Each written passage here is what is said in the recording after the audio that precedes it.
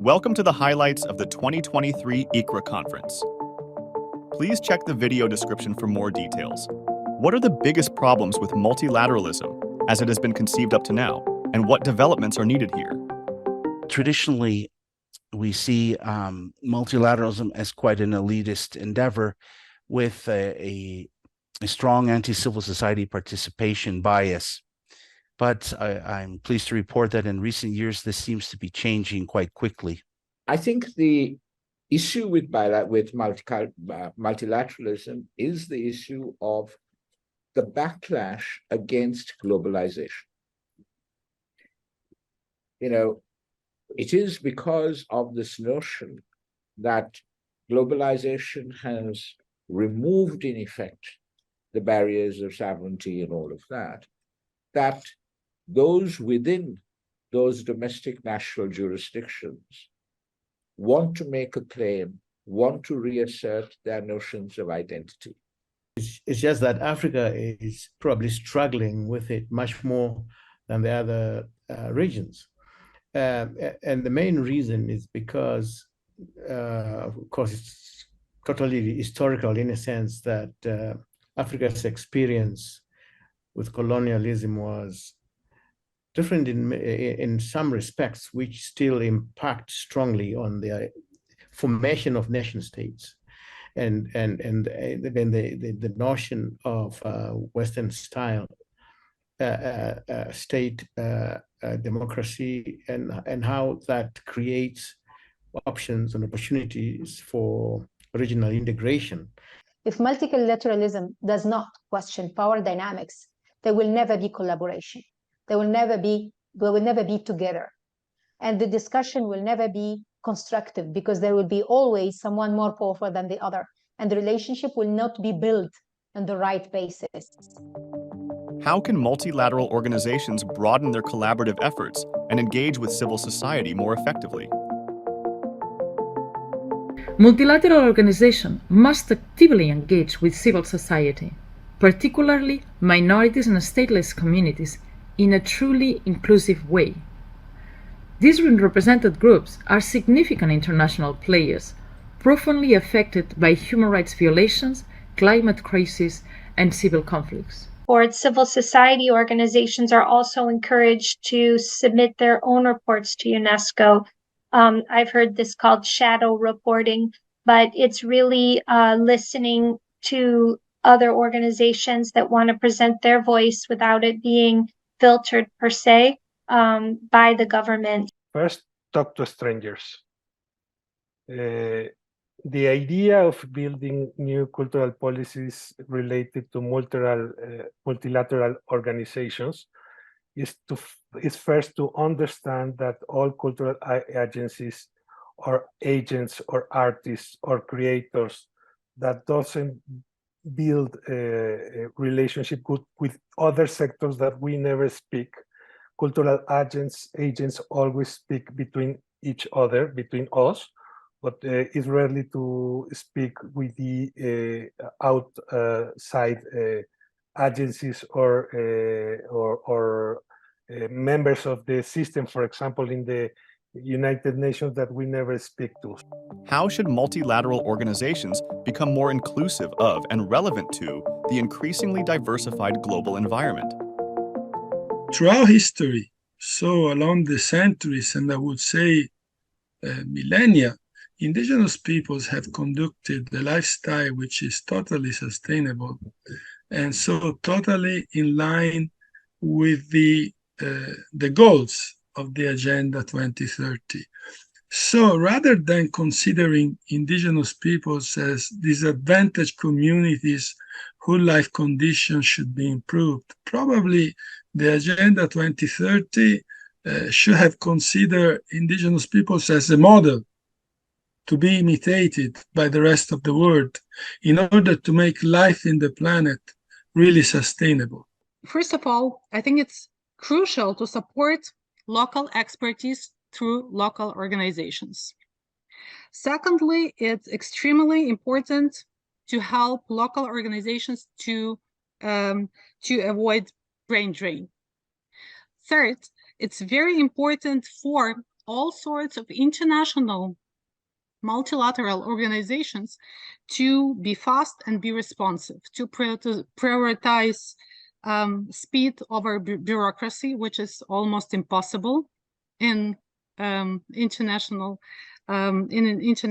organizations. We need to decentralize all of these programs and actually take them away from the major cities in Southeast Asia and then do these programs in well, not necessarily remote, but at least places across Southeast Asia that have cultural or arts communities that we can work with. Otherwise, the development focus is always on the major cities. What is a cultural relations approach, and how can this contribute to more inclusive, sustainable development? Really, the roots of cultural relations are the people in their diversity, in their complexity, in their contextual situatedness.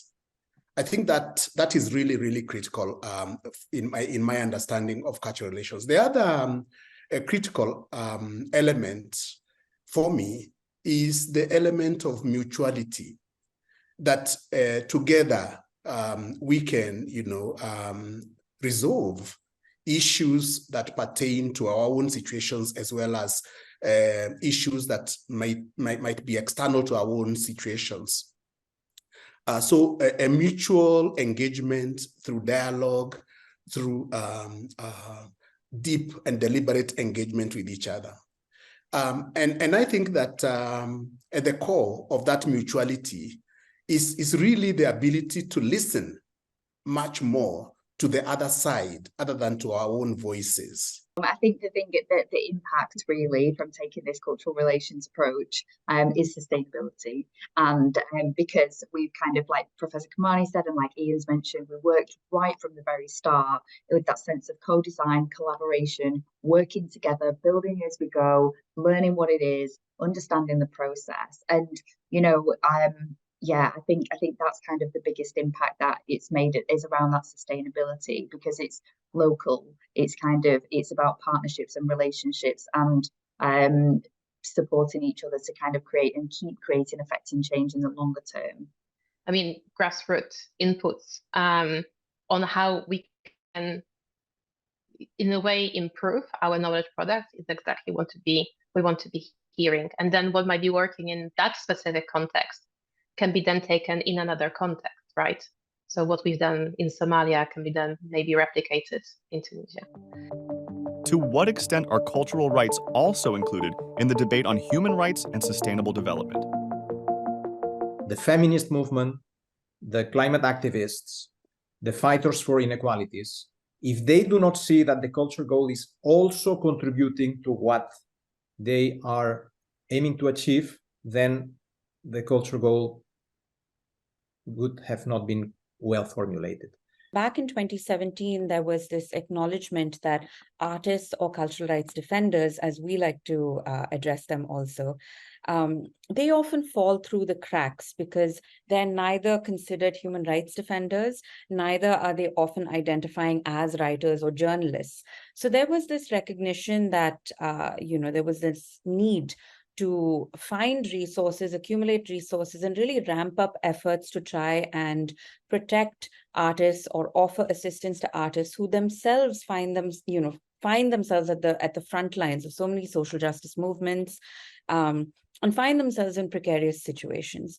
Cultural rights continue to be the Cinderella of human rights. When we talk about economic, social, and cultural rights and how important they are and how they should take their place next to civil and political rights. When we talk about the indivisibility of human rights and how important this indivisibility is, especially when it comes to development, sustainable development, cultural rights have been absent from all these discussions. The cultural rights framework has been non-existent. What can be done differently by researchers, practitioners, and policymakers to better promote and support the role of culture within sustainable development? At last, we have to say that we are in a crucial context because the Green Deal and the Sustainable Development Goals constitute important challenges. I'm not sure we are going to achieve them because I think the agenda is extremely ambitious and we have point A, point B, but we don't have a clear way. Then we have, without that way, we must develop useful strategies to achieve them. And institutions from cultural heritage based on conservation, promotion, and enrichment could be useful. So I'm going to transit now into another section of what Aisha shared with you. And that's the idea that we really do need a much better research and agenda, a much better international comparative cooperative research agenda in our field. Cross-cultural research really has to be a priority in our interconnected world. And although some work has been done in areas such as cultural participation or consumption, governments in some countries have done a lot of work, but the findings of this work don't really inform the linkages between cultural policy and development as a process. There are not enough indicators, there's a lack of conceptual clarity, and if we don't have that conceptual clarity, we're not going to be able, it's going to be very difficult, if not impossible, to really muster the arguments that are needed to push the cultural dimension to center stage on the global agenda. Both the Global North and Global South partners, they operate in an unequal setting. And representation cannot be taken as full and effective if it is half done, since the playing field is not leveled for the Global South. The systemic issues that I'm talking about can be like research output. We see very, very less research output coming out from the Global South. Unrealistic academic standards, knowledge hegemony of the Global North, less agency in research design, and so on. Thank you to all contributors to the 2023 ICRA conference.